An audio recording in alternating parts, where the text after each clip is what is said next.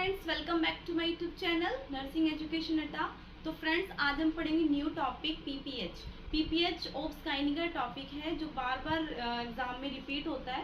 तो देख लेते हैं क्या होता है। PPH post partum haemorrhage refer to any amount of bleeding from और into the vaginal tract following birth of the baby. मतलब बेबी की डिलीवरी के बाद में अगर किसी फीमेल को ब्लीडिंग स्टार्ट हो जाती है, उसी को बोलते हैं पोस्ट पार्टम हेमरेज। ठीक है। Normal average blood loss up to the puerperium. Puerperium का मतलब क्या होता है कि ऐसे स्टेज की फीमेल के जो भी चेंजेस हुए थे वो उसकी प्री प्रेग्नेंट स्टेज में जाते हैं। उस स्टेज को ही बोलते हैं परप्यूरियम स्टेज या परप्यूरियम पीरियड। तो ये 6 वीक का होता है। तो इसके बीच में अगर फीमेल को ब्लीडिंग स्टार्ट हो जाए तो वही क्या होता है, पोस्टपार्टम हेमरेज। तो नॉर्मल डिलीवरी के टाइम पे कितना ब्लड लॉस होता है जो एवरेज माना जाता है। तो नॉर्मल डिलीवरी मतलब नॉर्मल वेजाइनल डिलीवरी है तो 500 ml। सिजेरियन सेक्शन डिलीवरी है, सिजेरियन ऑपरेशन से अगर डिलीवर हुआ है बेबी तो 1000 ml। और हिस्टेरेक्टमी का मतलब होता है रिमूवल ऑफ द यूट्रस को ही रिमूव करना। तो उसमें कितना होता है 1500 ml ब्लड पेशेंट का क्या होता है, लॉस होता है। अगर इससे ज़्यादा ब्लड लॉस होता है वो किसमें कंसीडर किया जाता है, पीपीएच में। ठीक है, पोस्टपार्टम हेमरेज में। नेक्स्ट आता है टाइप कितने टाइप का होता है। तो टाइप ये 2 टाइप का होता है, प्राइमरी पीपीएच है, सेकेंडरी पीपीएच। तो प्राइमरी पीपीएच है अगर फीमेल फीटस के बेबी के डिलीवर होने के बाद में 24 आवर्स के अंदर अगर ब्लीडिंग स्टार्ट हो जाती है तो उसको बोलते हैं प्राइमरी पीपीएच। ठीक है, विद इन 24 आवर्स। ये 2 टाइप्स का होता है, third stage PPH and true PPH. Third stage मतलब फीटस तो बेबी डिलीवर हो गया, डिलीवर होने के बाद में प्लेसेंटा से बिफोर ही क्या होता है, ब्लीडिंग स्टार्ट हो जाती है और वो इसी को बोलते हैं थर्ड स्टेज पीपीएच। अगर प्लेसेंटा के डिलीवर होने के बाद में ब्लीडिंग स्टार्ट हो रही है तो एक्सपल्शन के बाद में, तो वह होता है ट्रू पीपीएच। नेक्स्ट आता है secondary. It occur beyond 24 hours and with in a puerperium period. मतलब आफ्टर 24 आवर्स अगर ब्लीडिंग स्टार्ट हो रही है और अप टू परप्यूरियम पीरियड के अंदर 6 वीक के अंदर किसी फीमेल को ब्लीडिंग होती है, उसे बोलते हैं सेकेंडरी पीपीएच। ठीक है, तो ये टाइप थे। नेक्स्ट देखते हैं क्या क्या कारण है जिसकी वजह से क्या क्या कॉजेज है जिसकी वजह से पीपीएच हो सकता है। तो 5T आता है, 4T होता है जिसमें एटॉनिक यूट्रस ये माना जाता है। मतलब टेंशन, ट्रोमा, इनकी वजह से भी टोन, ये कारण है जिसकी वजह से। और ये होता है दूसरा एटॉनिक यूट्रस। एटॉनिक यूट्रस का मतलब है यूट्रस की टोन का लॉस हो जाना, उसके अंदर कॉन्ट्रैक्शन प्रेजेंट नहीं होना। तो जब ये होता है तो कॉन्ट्रैक्शन नहीं हो पाता जिसकी वजह से ब्लीडिंग स्टार्ट हो जाती है। और ये 70% ऐसा यही कारण है कि पीपीएच होता है। ये मोस्ट कॉमन कॉज है पीपीएच का।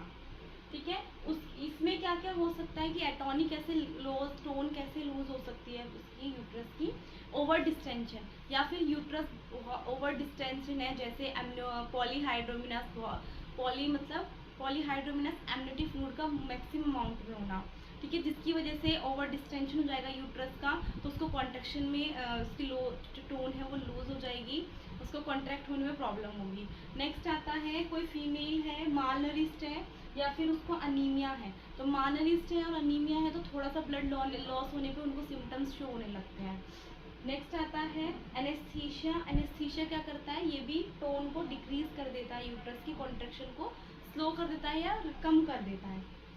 नेक्स्ट है मिसमैनेज थर्ड स्टेज। या थर्ड स्टेज में बहुत टाइम लग रहा है, प्रोलॉन्ग लेबर है जिसकी वजह से क्या हो रहा है, ब्लीडिंग मैक्सिमम बहुत ज़्यादा ब्लीडिंग हो गई है, ये भी पीपीएच का कारण बनता है। तो ये थे कुछ एटॉनिक यूट्रस में। नेक्स्ट आता है ट्रोमेटिक मतलब with the help of instruments, जैसे फोर्सेप डिलीवरी है या फिर एपिजियोटमी के टाइम पे बहुत ज़्यादा ब्लीडिंग स्टार्ट हो गई है पेशेंट को एपिजियोटमी के टाइम पे, या फीमेल का पेरिनियल टीयर हुआ है जिसकी वजह से क्या होता है मैक्सिमम अमाउंट में ब्लड लॉस हो सकता है, तो ट्रोमा भी हो सकता है। नेक्स्ट आता है रिटेन्ड टिश्यू या प्लेसेंटा के कुछ पॉइंट या प्लेसेंटा ही यूट्रस के अंदर रिटेन रह जाए इसी को बोलते हैं रिटेन प्लेसेंटा। ये भी एक कारण है कि क्या कर सकता है, वो ब्लीडिंग को स्टार्ट करा सकता है, कॉज बन सकता है। नेक्स्ट आता है ब्लड कोएगुलोपैथी।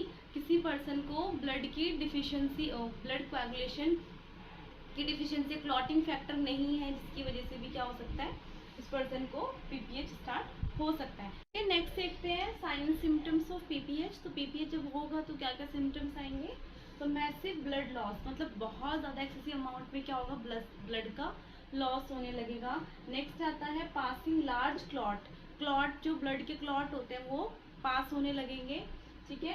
डिजीनेस होगी, लाइट हेडनेस एंड फटीग, पेशेंट को क्या होगा, फटीगनेस फील होगी।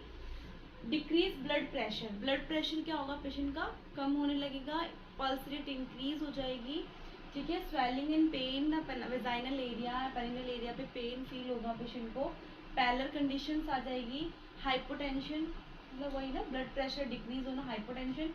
Excessive bright and red bleed, आपको ये देखना है, मेजर करना है, जब पेशेंट डिलीवर होके ये मतलब रेस्टिंग कंडीशन में या फिर थर्ड स्टेज में, तो बहुत ही रेड कलर की ब्लीडिंग एकदम से स्टार्ट हो जाती है, वो भी ये भी एक इंडिकेशन है कि पेशेंट को क्या हो गया, पीपीएच स्टार्ट हो गया है, ठीक है। बल्जी यूट्रस, जो बोगी यूट्रस होगा पेशेंट का, कैसा होगा, बोगी टाइप का यूट्रस उसके अंदर प्रेजेंट होगा। जब आप उसको फील करेंगे तो वो बोगी टाइप का दिखाई देगा, तो ये फील होगा।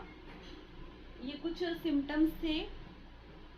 नेक्स्ट देख लेते हैं मैनेजमेंट किस तरह का होता है, कि पेशेंट का मैनेजमेंट के लिए जो इमीडिएट मैनेजमेंट होता है, एक्चुअल मैनेजमेंट होता है। अगर पेशेंट को इमीडिएट ब्लीडिंग स्टार्ट हुई है, पीपीएच है, तो इमीडिएट क्या करेंगे, तो फर्स्ट ऑफ ऑल क्या करना है, पेशेंट को कॉल फॉर हेल्प, किसी को भी सीनियर स्टाफ है या डॉक्टर से आपको उनको बुलाना है, तो call for help. Then put in a large two bore IV cannula, patient के दोनों हैंड्स में या क्या करना है आपको, लार्ज नंबर कैनुला या 14 या 16 नंबर कैनुला उसको लगाना है। नेक्स्ट है keep patient flat and warm, patient को फ्लैट पोजीशन में रखना है और पेशेंट को वार्म रखना है, ठीक है।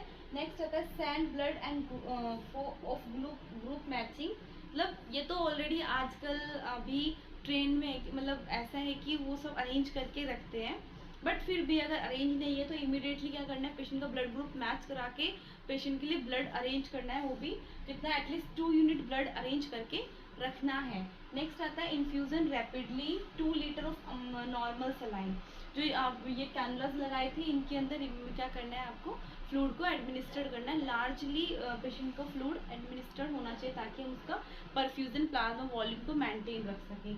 नेक्स्ट आता है giving O2 by mask, patient को ब्रीदिंग डिफिकल्टी होना स्टार्ट हो जाएगी, हाइपोक्सिक कंडीशन स्टार्ट हो जाएगी, इसीलिए पेशेंट को क्या करना है, O2 by mask O2 administrate करना है, वो भी कितना, 10 से 15 लीटर पर मिनट इसका फ्लो रेट रख के पेशेंट को ऑक्सीजन एडमिनिस्ट्रेट करना है। नेक्स्ट आता है start 20 unit of oxytocin injection होता है जो कॉन्ट्रैक्शन कराता है, तो उसके लिए भी क्या करना है, ये 20 यूनिट स्टार्ट करना है 1 लीटर में, और कितना ड्रॉप होना चाहिए, 60 ड्रॉप पर मिनट, इस रेट से क्या करना है, उसको ऑक्सीटोसिन पेशेंट को स्टार्ट कर देना है आईवी।